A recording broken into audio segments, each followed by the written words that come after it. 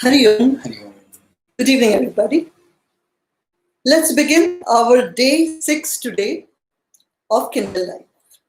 And as usual, let's begin our session with prayers.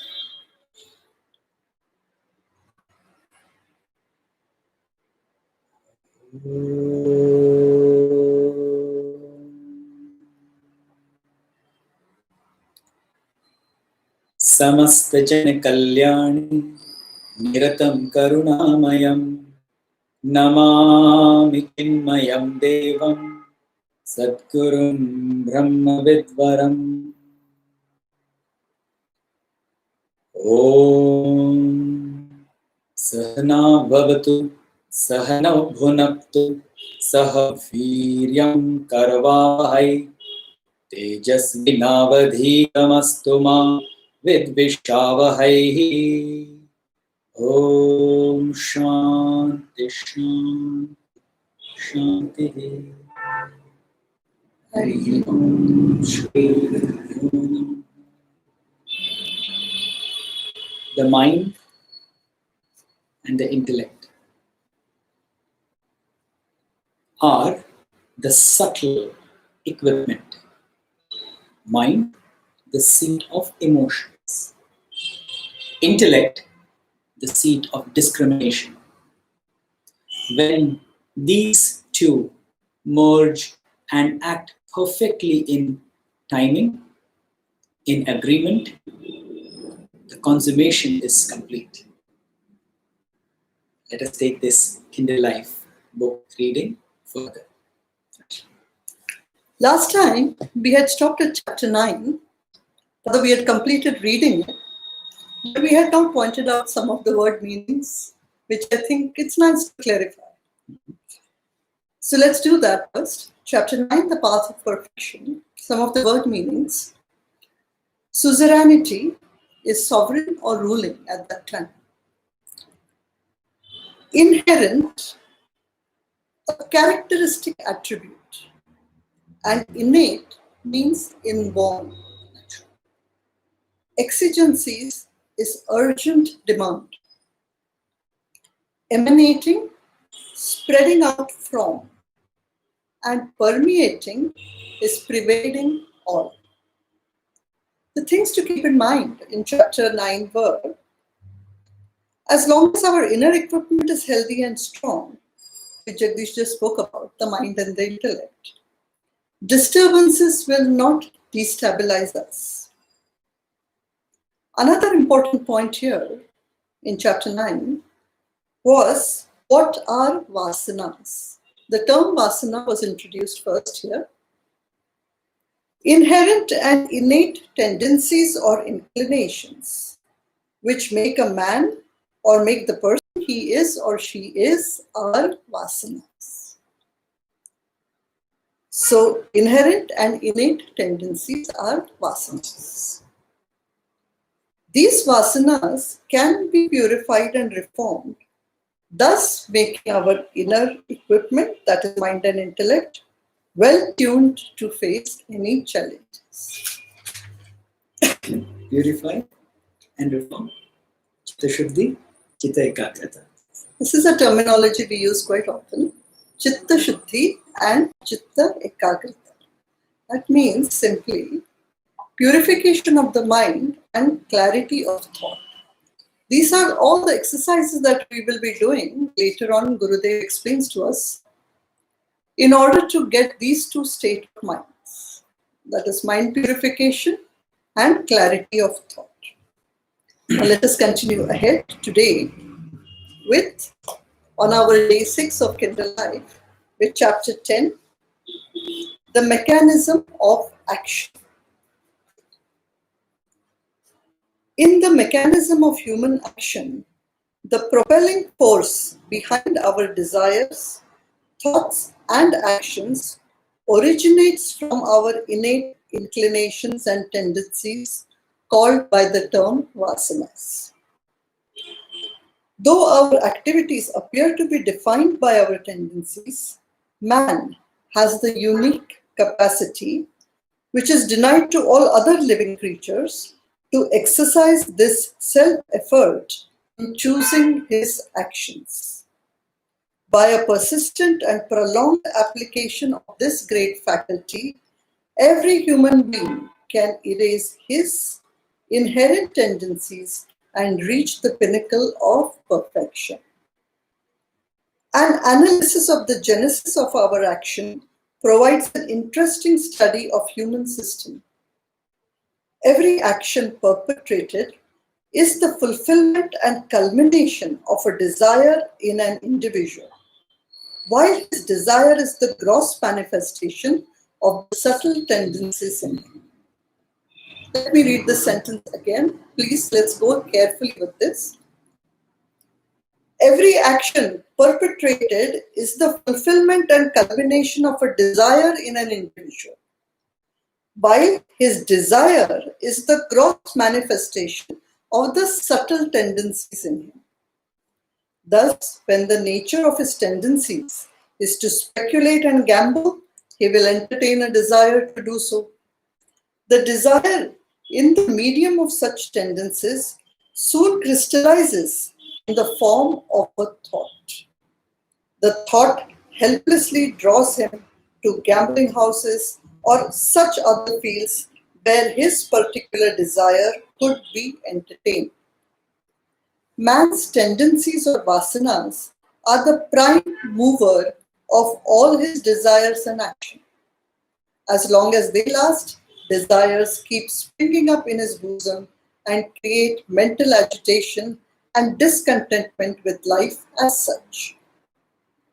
Vasanas in Sanskrit mean fragrance. Each individual has vasanas, distinct and peculiar to him, and they constitute and define his individuality. In other words, an individual is nothing but a substantial form of his vasanas. The heterogeneous pattern of human beings is explained by the variety and differences in the texture of vasanas composing them. However, when man gets rid of his vasanas, he transcends mental agitation and attains a divine status. This idea is beautifully symbolized in the lighting of camphor before an idol. Camphor is nothing but fragrance consolidated, since a pure sample of it on exposure spontaneously sublimates and fills the atmosphere with its fragrance. Camphor is lit before a deity, and as it burns away, we get the vision of the Lord. So too, as our vasanas are eradicated, the divinity within us is unfolded and we begin to experience our inner divine nature. From the study of origin of action, it appears as though one is left with no choice but to act as per one's own tendencies. This is not true in the case of human beings. Animals are, however, victimized by their tendencies and they have no option. For instance, a tiger has a tendency to kill, and consequently his desires, thoughts and actions are barreled in that direction. He has little discretion to live apart from his ferocity and destructive nature. Desires and thoughts spring forth from one's vasanas just as sounds emanate from etchings in a gramophone record. But man, the sovereign of all creations, possesses a singular capacity to stand apart from the surging desires and feelings and exercise his self-effort in choosing the right action.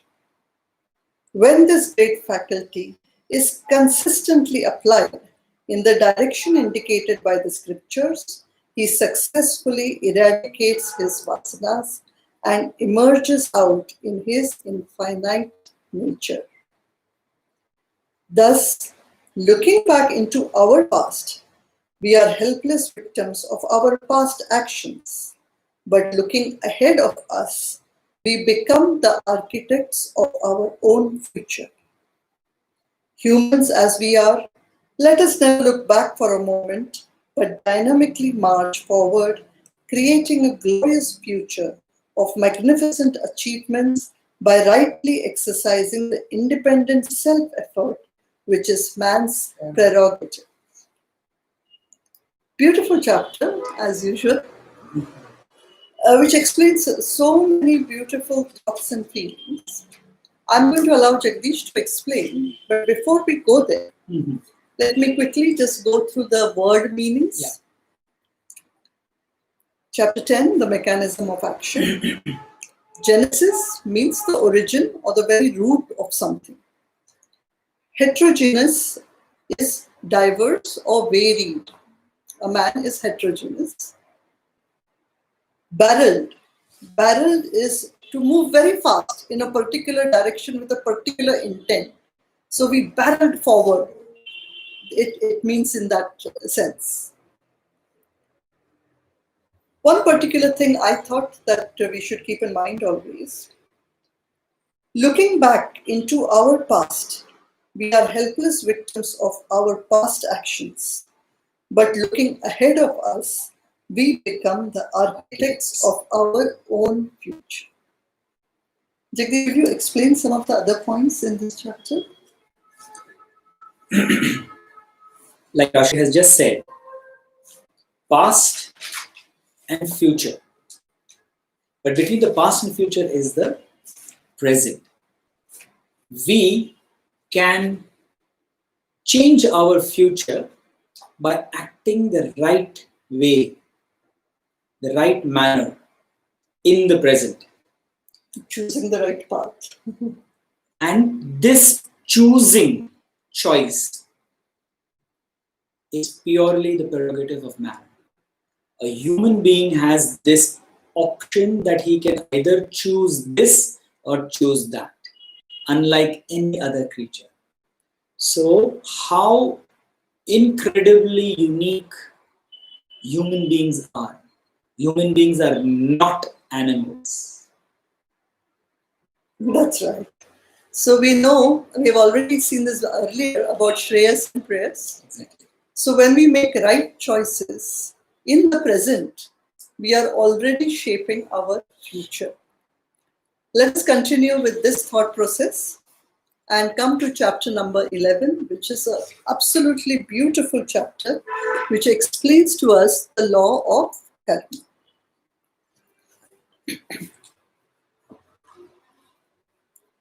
Man's diverse tendencies or vasanas are the prime movers of all his desires and actions. As long as vasanas exist, desires continuously spring forth in his bosom and create mental agitation and discomfort, resulting in actions. These actions in turn leave imprints in our personality as vasanas, which influence and propel our future actions. This cycle is based on a law called law of karma, which is one of the significant contributions of the philosophy of Vedānta to humanity. It is a law based on pure scientific reasoning covering the past, the present, and the future, and it is as much applicable to mankind and life as any other law of nature. Many hasty readers have misunderstood the law of karma as a mere law of destiny and condemned it as a pessimistic and ineffectual theory dealing only with one's past experiences in life. The following analysis of it should clear the cobwebs of misunderstanding and reveal its original beauty and strength. Man is what he is because of his past actions. If his experiences from the time of birth to the present moment are pure and noble, he is today a man of chastity and dignity. If, on the contrary, they are vicious and immoral, he takes to those qualities. In short, he is a product or an effect of his own past actions or karma. This is the principle of destiny. It may be concluded from this that man is a mere victim of his past actions over which he has no control. It then becomes an inert philosophy concerning the dead past, which is incompatible with the modern scientific and progressive mind. On the other hand, the law of karma is a vital force in the Vedānta philosophy, which enables a man to be spirited and dynamic and to reach the goal of human existence. Destiny or prarabdha is the product or the effect of the past, and it forms one aspect of the law of karma. Man is in a way influenced by his destiny, since his present status is caused by the past. But at the same time, he is gifted with the capacity to choose his present action, which is called self-effort or purushartha. All along his life, he has been exercising this power gifted to him, and an aggregate of all these past self-efforts has determined his present destiny. In other words, the sum total of all past purushartha will be equal to his present prarabdha. What one meets in life is destiny, and how one meets it is self-effort.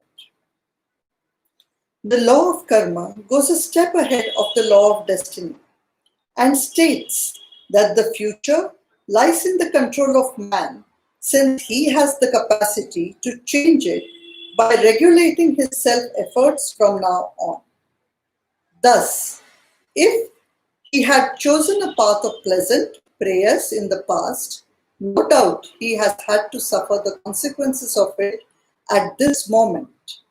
But his self-effort today may be exercised in choosing the path of good, shreyas, which combines with the past and makes his future better than his present. The future, therefore, is a continuity of the past modified in the present. The freedom to modify the past and to create a future, either for the better or for the worse, is purushartha or self-effort. May I request you to read this entire paragraph once again? Why don't you read it? Is it? Yes, please. Okay. Let's listen to Jagdish, the paragraph again. Let's make it very clear in our mind what purushartha and prarabdha is and how it affects our past, our present, and our future. The law of karma goes a step ahead of the law of destiny and states that the future lies in control of the man, since he has the capacity to change it by regulating his self-effort from now on, in the present, now on. Thus, if he had chosen the path of pleasant prayers in the past, no doubt he has to suffer the consequences of it at this moment. This moment is present.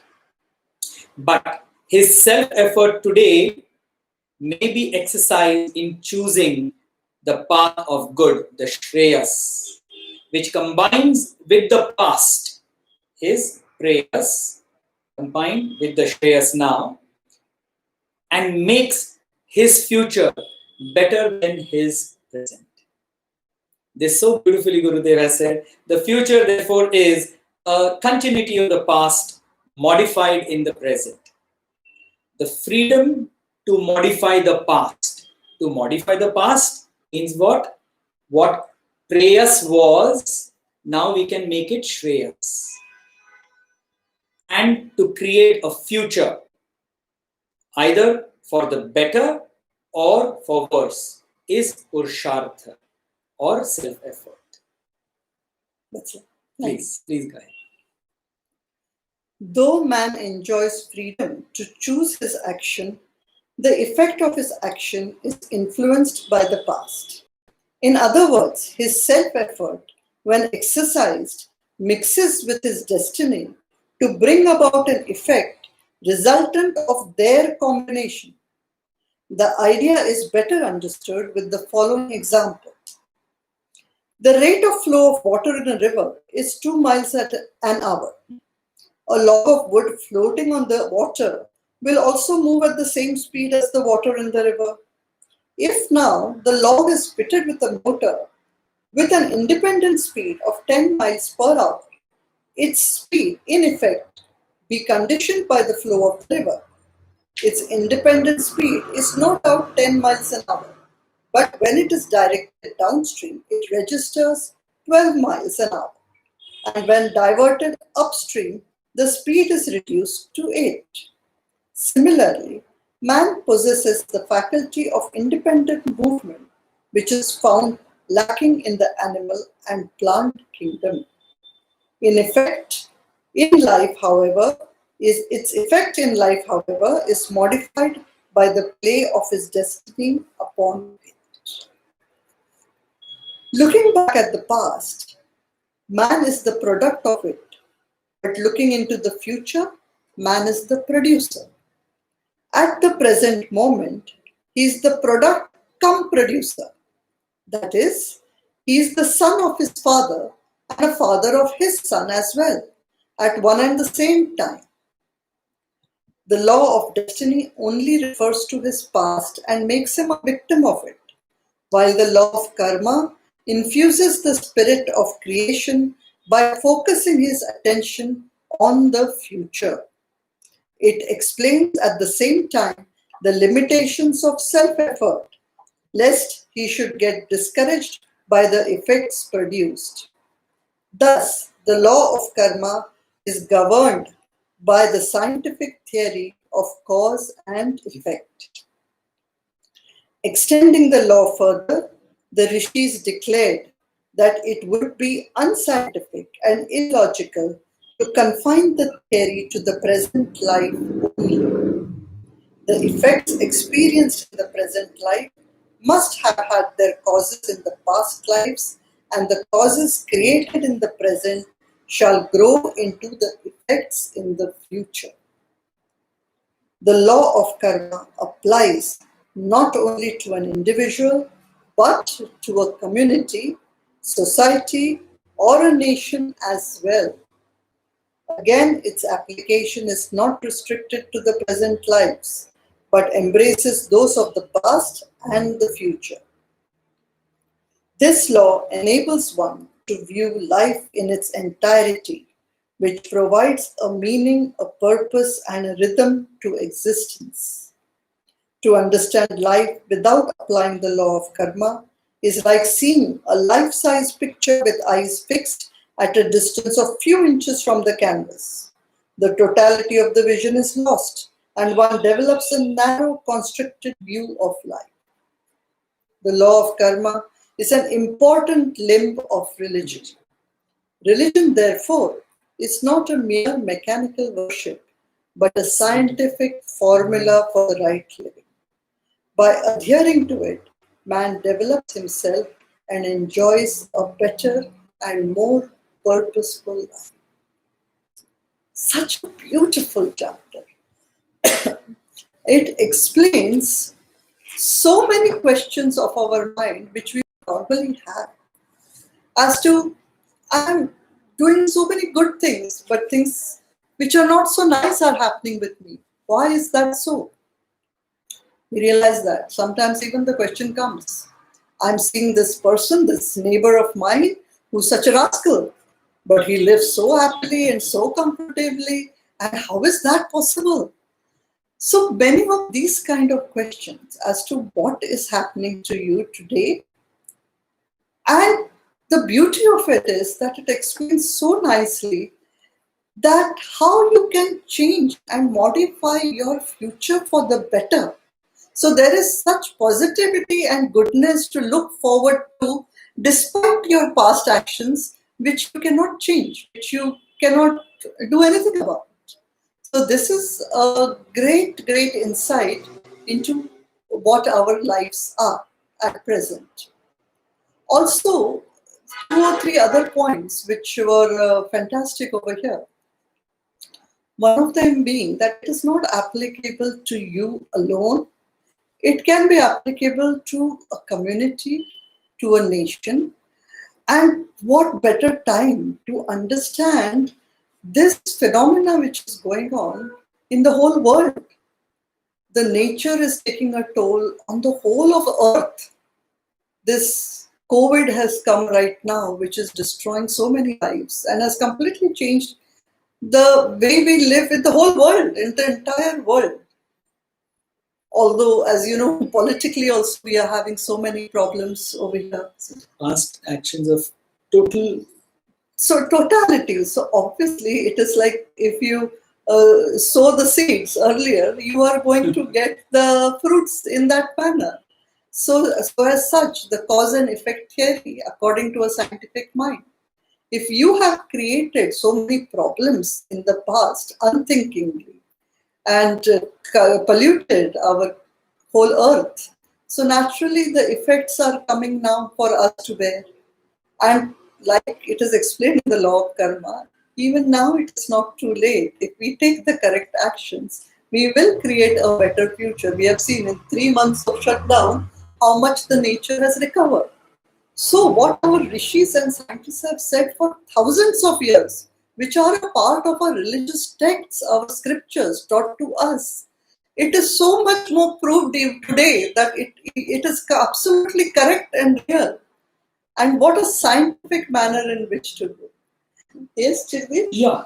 And in this book, it is not just we are speaking of a problem and then a solution. Like for modern people, they say, okay, there is a trouble, there is a troubleshoot. If there is a problem, do this and this will be solving it. Nobody explains how. What is the relationship? Kindle life, our Shastras, they explain to us how also. It not only points out to the problem, it also gives us the solution, but also points out the path, the how, the why these things are and how they can be solved. Okay. So I'm sure we all have enjoyed reading this book. Let us quickly see if there are any meanings, word meanings for chapter 11. No, I did not find any. I would like to first put the question to this karma only, the word karma as I have pointed out. I see. Yeah, so there is so much of misunderstanding about the word karma. Oh yeah, I know. It is used in very, very weird manners, yes. I think it is the second most popular Hindu word used in the universe after the word yoga. Yes, and then nirvana also. Nirvana probably comes third. Yes. Karma, as they say. So, about the karma. Yeah. Is there any particular thing you wanted to say? The same thing what we have explained, I'll explain. Okay. So, when we say karma, it is not just blindly doing any action. Mm-hmm. Our karma is not just blind action. Over here, the law of karma has two parts. The first part being what we have. We call it prarabdha. And the second, most important, what we do, the self-effort, which is called as purushartha. We have to understand when these two aspects come together, then your karma will create another future for you. Therefore, the law of karma is not just law of destiny. It is destiny along with your self-effort propelling towards your future. Yes, there was just one point that I also wanted to elaborate and explain. When Gurudev says that we can change our past, what it means is, you read the chapter carefully, you will come across it once again, might be slightly confusing for some of you, is that when we change, we can change our past. If I do a particular action continuously, the result of that action will be the same. If I keep repeating the same action in the same fashion, my result will also going to be the same.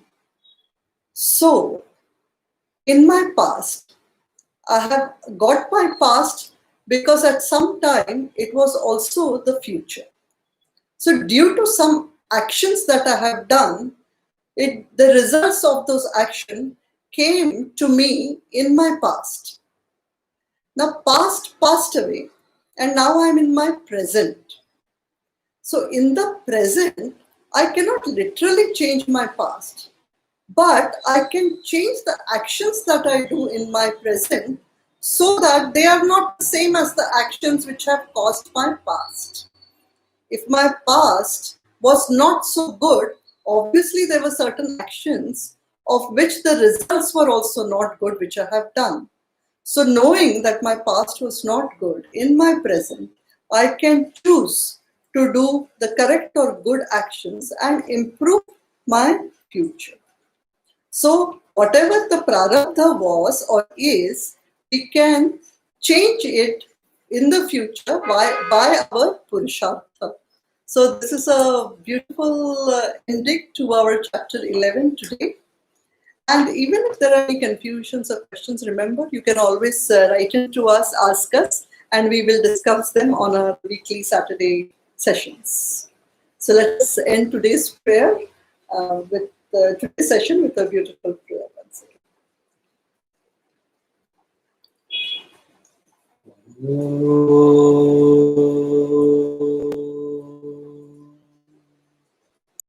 Asato ma satgamaya tamaso ma jyotirgamaya mrityormamrutam gamaya.